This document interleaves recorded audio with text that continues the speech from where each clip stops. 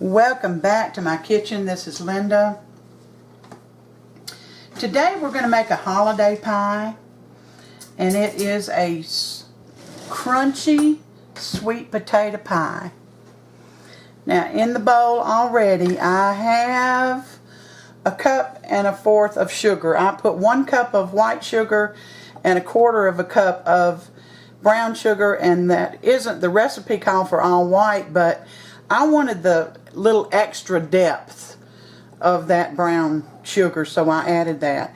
There's a half a teaspoon of ground cinnamon, a half a teaspoon of nutmeg in here, and I'm just gonna mix these two together.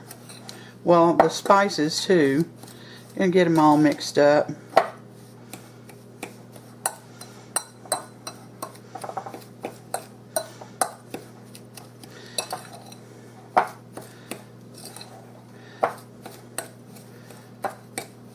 That brown sugar, you can get the lumps out of it, trust me, you can. Just keep working it with your fork.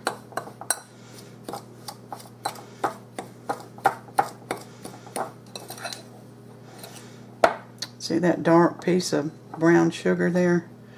That is a hard spot, and we're taking it out. I'm taking it out. Now, I know there's a lot of sweet potato pie recipes out, but this is a really good one. And I try to share my very best recipes with y'all. Is that another hard spot? No.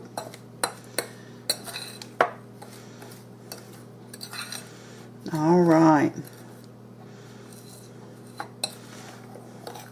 I'm going to say that's mixed.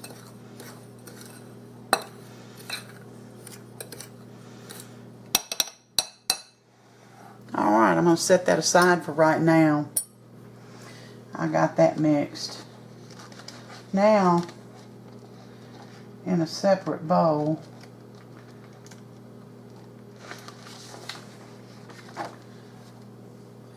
and this has got, I'm just going to use the measuring cup that I mashed my sweet potatoes in, and it'll have a few sweet potatoes still in there, but that doesn't matter. Alright, I'm going to, first thing I'm going to do is beat 2 eggs.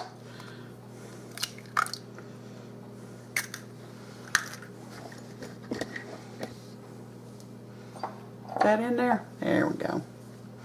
Let's see if I can get that down a little further. I really can't. Okay. 2 eggs, and I'm going to get those beaten up, and I'm telling you, I'm just going to use a fork. If you want to get out your mixer, you can, to do all this.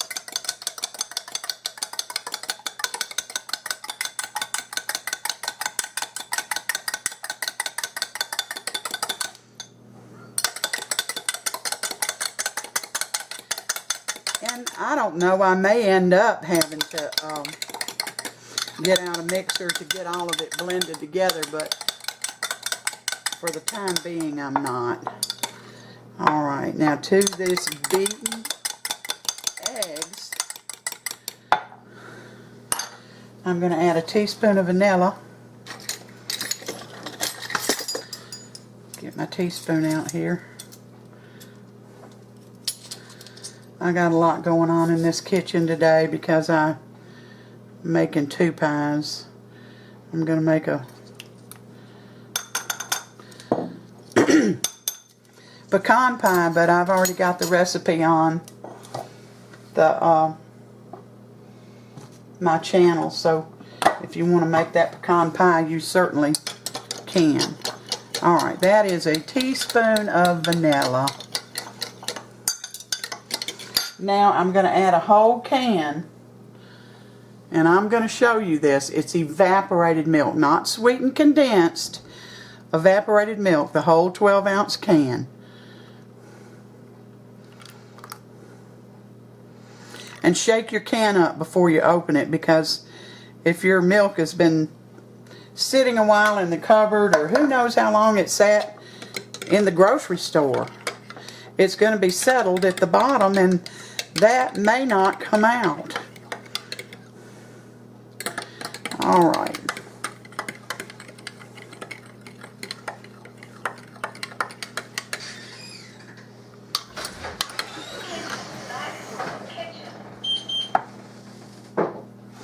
Now I'm going to add that to the sugar mixture.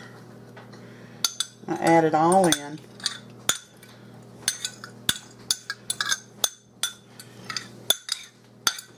This is an easy pie to make, but it's really delicious, and I think you'll enjoy it through the holidays or any other time you want to fix it.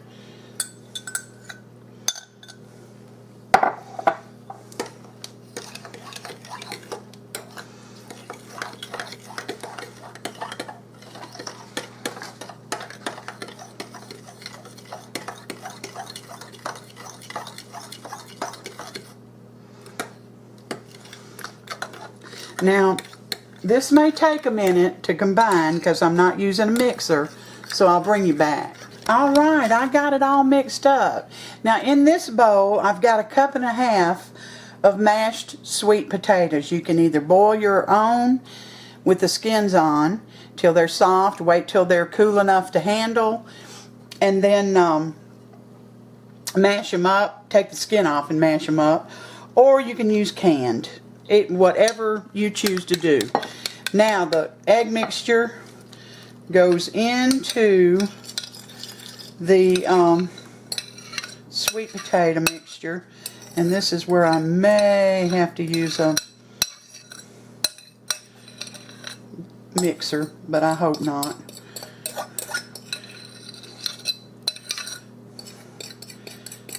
I should have gotten a spatula. I didn't. Alright, so we're going to mix all this together like crazy. And I'll tell you what I'm going to do.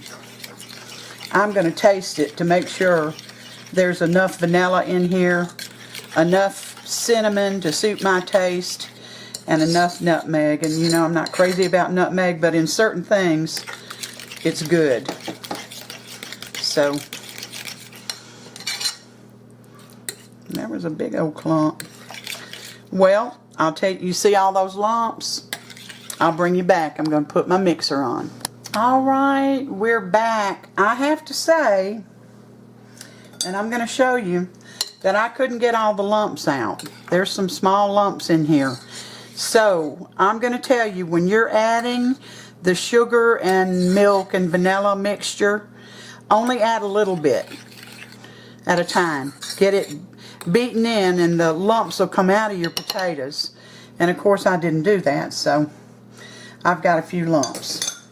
Preheat your oven and get it good and preheated to 425 degrees. This is for a 9-inch pie. I made a pie shell a little earlier. I'm just getting it out of the refrigerator now.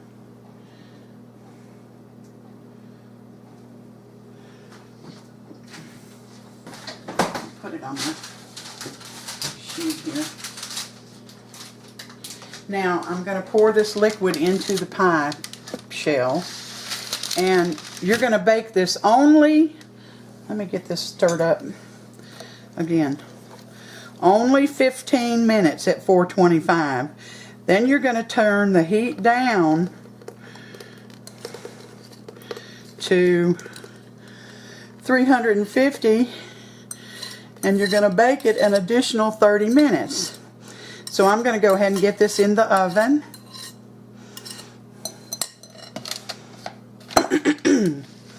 And then I'll bring you back because we're going to make a topping. That's what makes it crunchy. Let's see. I don't have any room on my counter. I am so sorry. But there's the pie. Alright, I'm back. We got a few minutes before the pie comes out of the oven for the second time. And we're making the topping. Now in this little container, I'll back up some. In this little container, I have a third of a cup of butter, a third of a cup of all-purpose flour, a half a cup of brown sugar, a half a cup of chopped nuts, they're underneath, and a half a cup of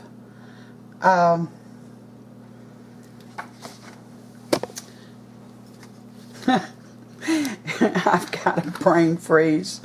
Coconut. And we're going to mix all this together.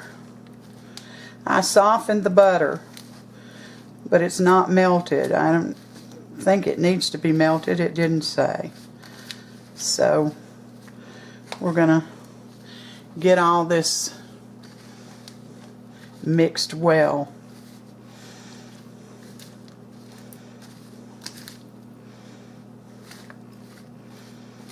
And mix it all up. And then when the buzzer goes off for the 30 minutes, I'm going to be taking the pie out, of course, and we're going to sprinkle this topping back on. We're going to, not back on, we're going to sprinkle the topping on, and we're going to bake it 10 or 15 more minutes on the same temperature, 350. And that's going to allow this to get nice and brown and give it a wonderful crumbled topping. Now these pecans, they're chopped. You can do yours finer.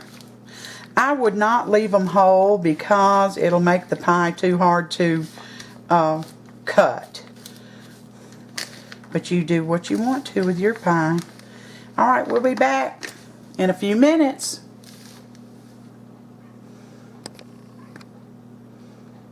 Hi guys, we're back. My pie is fresh out of the oven, and I had to bake it a little bit longer than it said because I don't believe that my oven is calibrated correctly. I haven't calibrated it in a long time. But you keep an eye on yours. It's a, let's see, I better use a hot pad here. See, it's a little bit jiggly. I don't know if you can see that. It's a little jiggly. There you go. But that's okay because it's going back in the oven for another 10 to 15 minutes. We're going to put all of this topping on it and let it melt down. Oh, this is such a good pie.